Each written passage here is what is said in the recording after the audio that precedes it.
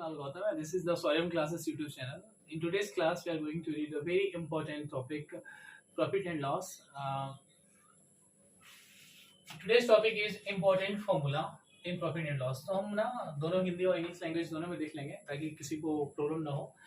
तो first of all मैं बता दूं कि इतना इंपॉर्टेंट टॉपिक है क्योंकि इससे प्रीवियस ईयर क्या फ्रीक्वेंटली 5 से 6 सालों में बीपीएससी, एमपीपीएससी, यूजीसी नेट जो भी आने वाला है, बैंक्स एग्जाम जितने भी होते हैं, क्लरिकल और जितने भी बैंक पीओ के एग्जाम होते हैं और staff selection commission and various PSU examination में क्वेश्चन पूछे जाते हैं. तो हम ना पहले बेसिक फॉर्मूलाज देखेंगे और उसके बाद वन बाय वन उस फॉर्मूला पे बेस्ड क्वेश्चन करेंगे. ठीक है, तो चलिए हम स्टार्ट करते हैं. सबसे पहले कुछ इंपॉर्टेंट हम एक टेबुलर फॉर्म में इसको अरेंज कर देते हैं ताकि आपको समझना काफी इजी होगा. तो सबसे पहले हम देख लेते हैं कि प्रॉफिट एंड लॉस के अलावा क्या क्या इसके लिए जरूरी है और कैसे हम इस क्वेश्चन को सॉल्व करेंगे. तो सबसे पहले देखते हैं हम कि इसके लिए क्या जरूरी है.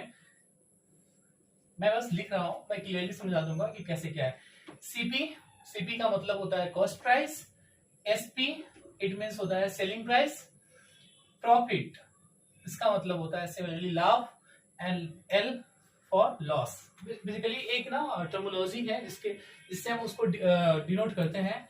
तो सीपी का मतलब होता है क्रय मूल्य. ओके. एसपी का मतलब होता है विक्रय मूल्य.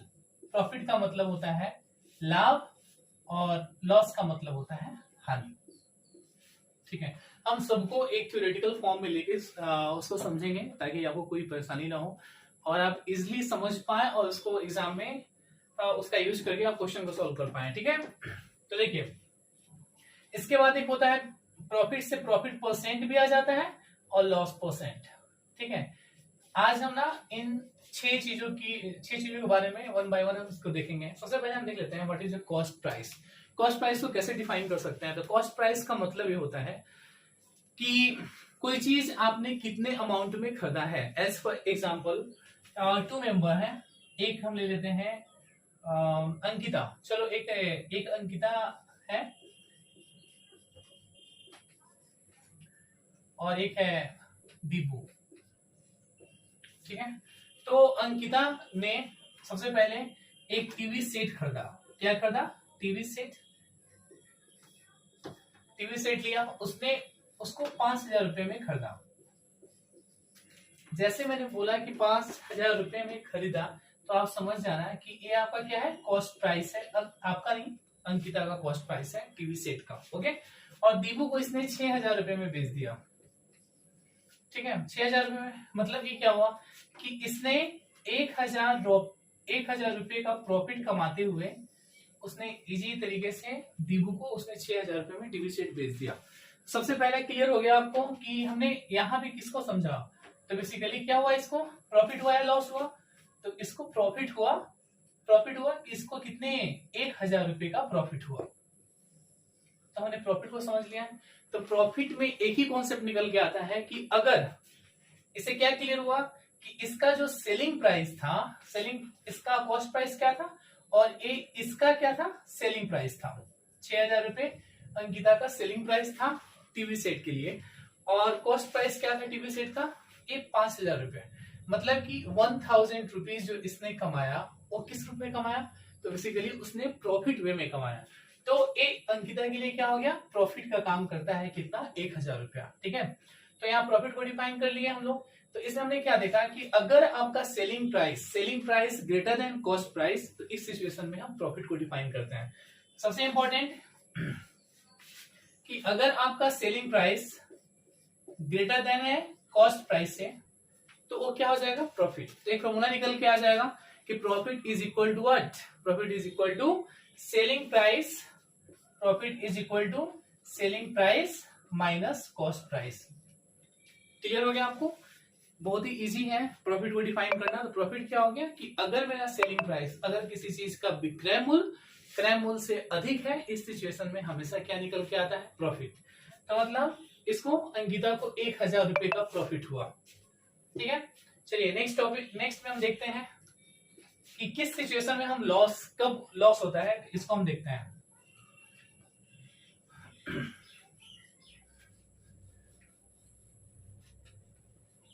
ठीक है। चलो अब इसके लिए हमने क्या किया कि एक और यहाँ पे ले लिया, चलो इसको देख लेते हैं। ए है अंकिता, ये है दीबू जो पहले डिस्कस कर लिया था, और ये है रिमझिम। ठीक है, अब देखते हैं हम लोग क्या होता है।